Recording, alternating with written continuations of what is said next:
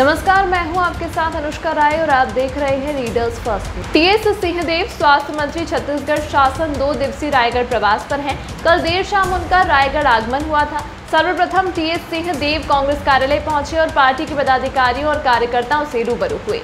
खास बात यह रही कि इस दौरान जिले के स्थानीय 4 विधायक और 1 मंत्री नदारद रहे। वहीं कांग्रेस कार्यालय में देर शाम धर्मजयगढ़ विधायक लालजीत राठिया पहुंचे थे और स्वास्थ्य मंत्री से मुलाकात की। आज सुबह स्थानीय सर्किट हाउस में प्रेस वार्ता का आयोजन हुआ।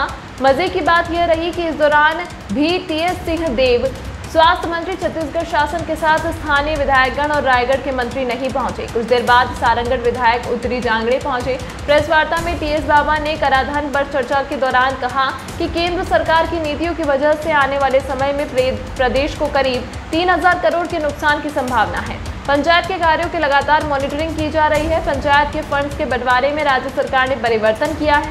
मंत्री ने प्रधानमंत्री आवास योजना से राज्य सरकार को विफलता स्वीकार की है। प्रधानमंत्री सड़क योजना में प्रदेश बढ़िया काम कर रहा है। मंत्री के अनुसार मनरेगा में स्थिति संतोषजनक नहीं है।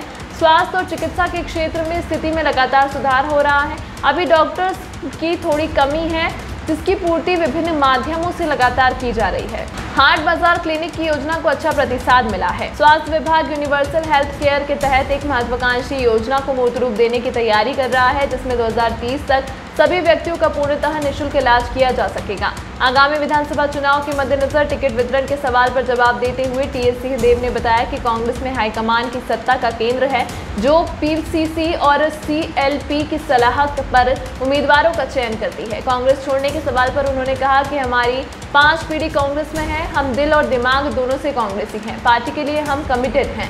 के तहत रहती है, लेकिन निर्णय जो है हाईकमान का होगा वही अंतिम। लगातार प्रयास किए जा रहे हैं कि गुटबाजी न हो, अस्पताल बढ़ाना हो। आज भी आप जितनी कम हो बाबा साहब 2003 में विजय संस्कृति जी की घोषणा आई थी बीजेपी, आज आपके तरफ निगाहें हैं उसकी, क्या कहना चाहिए? निराश हो जी, अगर मेरे भरोसे बीजेपी आगे बढ़ रही है तो बहुत निराश हो। लगातार सर्वे चल रहे हैं जीत के प्रति, जो विधायक है जो हार वाले हैं, उसको लेकर क्या समझ रहे हैं आपकी? लगातार कांग्रेस कमजोर हो रही है कि कुछ कमजोरियां जिनको दूर की? सतत प्रक्रिया है और अपने तरफ से पहल ऐसे होते हैं, कुछ लोग पहल करते हैं कि वे सचेत करते हैं कि कहाँ क्या कमी है क्या कमी नहीं। और राष्ट्रीय स्तर से भी पार्टी हमेशा समीक्षा करती रहती है, राज्य स्तर पे भी समीक्षा होती रहती है। हमारे संगठन जिला स्तर के हैं, वो भी अपनी तरफ से समीक्षा लगातार करते रहते हैं और इनपुट देते रहते हैं। ये समीक्षा एक सतत दिख रही है। आज आपने कहा मेडिकल कॉलेज 15 दिन के लिए अल्टीमेटम दिया है। मेडिकल कॉलेज अगर शिफ्ट नहीं हुआ तो डीन और मेडिकल सुपरिटेंडेंट जरूर बदलेंगे। जी, जीएसटी को लेकर जो बात हो रही है, राज्य केंद्र सरकार ने भी रेट कम किए हैं डीजल पेट्रोल के, रसोई गैस के। अब वो कह रहे हैं आप जीएसटी कम करिए। जीएसटी नहीं, वो कह रहे हैं वैट कम करिए। सॉरी, वेट कम करिए। और वो गुमराह कर रहे हैं देश के नागरिकों को इस बाबत कि पेट्रोलियम प्रोडक्ट्स के ऊपर 3 टैक्स, मोटा मोटी 3 टैक्स लगते हैं, सेस वगैरह छोड़ दीजिए। एक लगता है सेस, दूसरा लगता है एक्साइज ड्यूटी और तीसरा लगता है वैट। वैट जो है वो राज्य सरकार की आमदनी होती है, जो एक्साइज ड्यूटी है वो केंद्र सरकार के आमदनी में जाती है, जो केंद्र और राज्य सरकार 41%, 42%, 58% के हिस्से में शेयर करती है। और सेस की आमदनी होती है जो पूरी की पूरी केंद्र सरकार को जाती है। जैसे सेस केंद्र सरकार, वैट राज्य सरकार और एक्साइज दोनों को।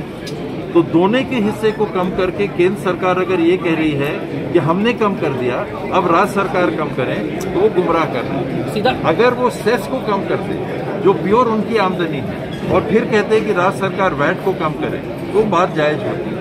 तो हमारा हिस्सा तो केंद्र सरकार स्वयं अपने निर्णय से कम कर चुकी है, तो उनको ये नहीं कहना चाहिए, इस तरह से गुमराह नागरिकों को नहीं करना चाहिए। लेकिन कल देर शाम सीतारमण ने कहा है कि हमने सिर्फ केंद्र का हिस्सा दिया है, सफाई दी है सीतारमण ने। केंद्र का हिस्सा कैसे दिया? एक्साइज जब करता है, जीएसटी जब लगती है तो उसमें सीजीएसटी भी है, एसजीएसटी भी है, उसमें आधा आधा तो होता नहीं है। ये कैसी सफाई है? गुमराह ना करें। सीतारमण जी भी कई बार ऐसी बातें कह देती हैं जो